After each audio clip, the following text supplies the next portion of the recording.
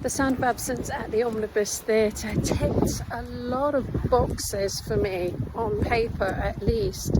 It's a monologue with piano accompaniment about grief, about a woman who loses her father and has a challenging relationship with her father, and it's about how that affects her grief.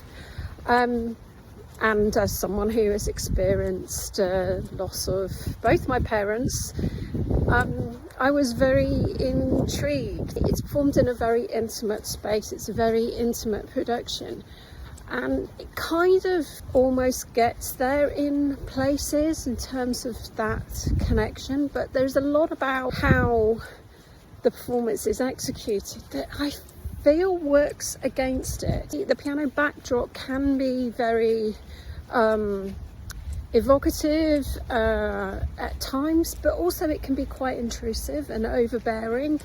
There are very long pauses where there's no dialogue. The performer is just stood to one side and the piano is playing, and these go on for quite a bit of time, which started to get a little bit tiresome, I'm afraid.